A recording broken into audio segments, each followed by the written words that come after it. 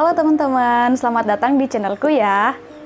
Kali ini aku akan sharing ke kalian terkait pengalamanku mengikuti seleksi CPNS tahun 2021 kemarin. Stay tune ya teman-teman. Nah, di video kali ini aku akan ngejelasin dan sharing tentang tips dan trik menghadapi SKD di seleksi CPNS kemarin teman-teman. Kenapa aku bisa mendapatkan top skor di sesiku kemarin, yaitu skorku kebetulan 475 untuk SKD. Aku akan sharing kok ke teman-teman tentang tips dan triknya.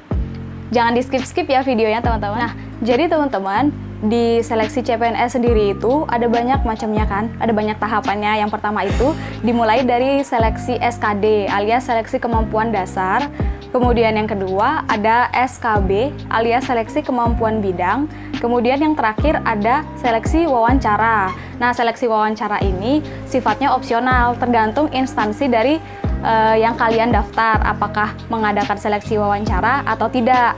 Tapi kebanyakan wawancara itu adanya di pemerintah atau instansi pusat, dan sedangkan pemerintah daerah itu tidak diadakan seleksi wawancara, hanya dua seleksi, yaitu SKD dan SKB saja. Nah, di video kali ini aku akan ngejelasin sedikit tips dan trik tentang tahapan yang pertama, yaitu SKD atau seleksi kemampuan dasar. Teman-teman, kebetulan aku di seleksi CPNS kali ini aku bener-bener pertama kali ikut, jadi masih newbie banget, belum tahu apa-apa. Jadi langsung tes gitu. Aku bener-bener baru pertama kali tes SKD, SKB gitu teman-teman. Nah teman-teman, kita mulai aja ya sharingnya. Untuk tes SKD sendiri itu kan ada 3 jenisnya. Yang pertama tes wawasan kebangsaan alias TWK. Kemudian yang kedua ada tes intelijensi umum alias TUU. Kemudian yang terakhir ada tes karakteristik pribadi alias TKP. Nah, kemudian untuk ketiga tes tersebut tergantung dari masing-masing kita kembali mau mengikuti bimbel atau hanya belajar sendiri. Nah, kebetulan aku kemarin ikut bimbel. Nanti link-linknya aku kasih di bawah, bimbel yang aku ikutin apa saja. Karena aku sendiri tipe orangnya yang harus ada teman diskusi kayak gitu teman-teman. Teman diskusi, kemudian saling tukar pikiran, tukar pendapat, karena itu akan menambah insight-insight kita ke depannya terkait tes karakteristik pribadi, terutama itu teman-teman untuk TKP-nya. Nah, jadi untuk belajar tahapan SKD sendiri kemarin aku butuh waktu persiapan total 4 bulan sebelum SKD dimulai. Nah, itu selama 4 bulan itu aku ngapain aja teman-teman? Aku mulai dari ngebimbel, terus diskusi-diskusi sama teman-teman seperjuangan. Terus aku beli buku CPNS ada dalam bentuk cetaknya. Terus aku bener-bener nyusun timeline satu persatu. Misalnya minggu pertama nih, aku mau ngapain dulu, dimulai terserah teman-teman sih, dari TWK dulu belajarnya, atau TUU duluan, atau bahkan TKP duluan. Itu balik lagi ke diri teman-teman lagi. Kebetulan kalau aku pertama kali itu ngerjainnya TWK duluan, jadi 2 minggu pertama itu aku TWK full, aku belajarin mulai dari tahapan prasejarah, kemudian cerita-cerita zaman sejarah hingga proklamasi, lanjut kemudian ke masa perjuangan modern sampai di masa yang perjuangan sekarang, seperti itu teman-teman. Itu bertahap aku kasih timeline-nya seperti itu. Nanti kalau misalnya kalian mau timeline belajar TWK, TUU sama TKP dari aku, request di komen aja ya teman-teman. Kemudian untuk TIU, aku belajarnya itu yang paling terakhir karena aku sendiri jujur lemah di TIU untuk masalah menghitung dan hafal-hafalan kembali seperti pelajaran SMP, SMA gitu teman-teman. Nah, untuk yang kedua, timeline di minggu-minggu ketiga atau keempat setelah selesai TWK, aku akan belajarnya ke TKP. Nah, di TKP ini aku bener-bener matengin tentang soal-soal mengenai karakteristik pribadi. Nah, di sini teman-teman nanti aku kasih tips dan triknya di video selanjutnya ya teman-teman, terkait dari spesifikasi masing-masing trik TWK, TIU sama TKP. Aku buat timeline caranya yang pertama. Yang kedua, aku bener-bener matengin dan belajar dari soal-soal di buku CPNS, di bimbel, maupun dari diskusi sama teman-teman seperjuangan yang lain. Nah, yang kedua, setelah membuat timeline belajar TWK, TIU, sama TKP, setelah itu aku konsisten sama diriku untuk selalu mengulang-ulang apa yang telah aku pelajari itu. Misalnya, cara menghafalnya, kita triknya bagaimana, seperti itu teman-teman. Kalau kita konsisten, dijamin ilmu-ilmu yang sudah kita pelajari di minggu-minggu awal tersebut akan nyangkut terus di otak kita teman-teman. Nah, setelah mengulang-ulang apa yang kita pelajari sebelumnya, kemudian kita konsisten, dan yang ketiga itu membuat catatan. Nah, catatannya bebas teman-teman, tergantung yang kalian suka. Simpelnya mau catatan kecil aja, atau misalnya ditempel di laptop kalian atau di tembok entah di mana.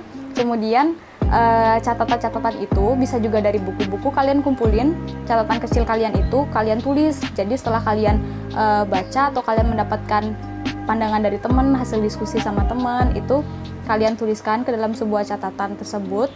Nantinya kalian bisa baca-baca di tiap kalian punya waktu luang, itu kalian bisa buka buku itu. Nah, setelah membuat catatan kecil, yang keempat nih ya teman-teman, bisa melakukan cara ini nih. Jadi ini tuh salah satu tips trik yang lumayan nyangkut di otak. Jadi setelah teman-teman belajar, habis belajar kita konsisten terus mengulang apa yang telah kita pelajari. Kemudian nanti kita belajar membuat soal sendiri. Jadi misal TWK nih, kita membuat soal sendiri. Kemudian TIU, kita membuat soal sendiri.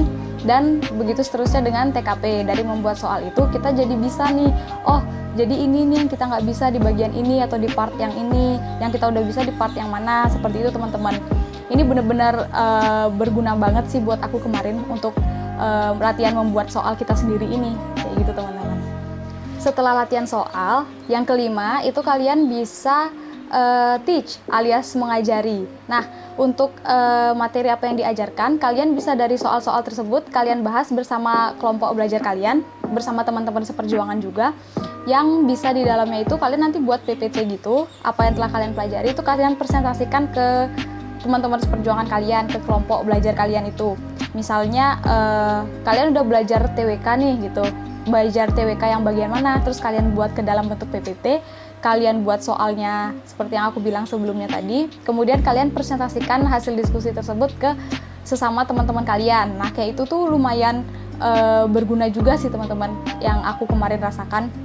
Karena ada pesan dari salah satu mentorku dulu, itu dia berkata, learn, do, and teach. Itu benar-benar works banget di aku. Benar-benar ketika kalian melakukan belajar, memahami materi, konsisten terhadap apa yang kalian kerjakan. Kemudian do lakukan, alias kalian membuat soal, belajar mempresentasikan, dan yang terakhir teach. Kalian mengajarkan teman-teman seperjuangan kalian, saling bertukar pendapat di situ, dan itu aku jamin kalian bakal langsung masuk ke otak. Benar-benar dengan learn, do, and teach tersebut bisa masuk ke otak kalian, dan pahami baik-baik step by step yang dari 1 sampai 4 aku sebutin tadi teman-teman. Kemudian untuk tips yang keenam itu kalian harus jaga kesehatan selalu. Nah, ini benar-benar penting banget ya teman-teman. Sebelum SKD kita harus benar-benar jaga kesehatan kita, makan yang baik, olahraga yang teratur, tidur jangan begadang, kayak gitu teman-teman. Kalau misalnya sedang kerja, dibagi waktunya, manajemen waktu gitu teman-teman, supaya kesehatan kalian tetap terjaga. Jangan sampai di hari H SKD nanti kalian malah sakit, kayak gitu kan sayang banget kan teman-teman. Persiapannya udah maksimal banget, malah hari H nanti sakit gitu kan, kasihan teman-teman. Jaga kesehatan ini penting banget. Nah, untuk yang terakhir nih, tips dan trik dari aku yang terakhir, kalian bener-bener mohon doa restu sama orang tua, sama saudara-saudara, keluarga, rekan-rekan kalian yang terdekat, semuanya pokoknya sama pasangan kalian juga boleh berdoa, mohon restu. Kalau kalian mau mengikuti SKD, nanti dijamin doa-doa tersebut akan datang dan bersamai kalian terus hingga akhir tes nanti.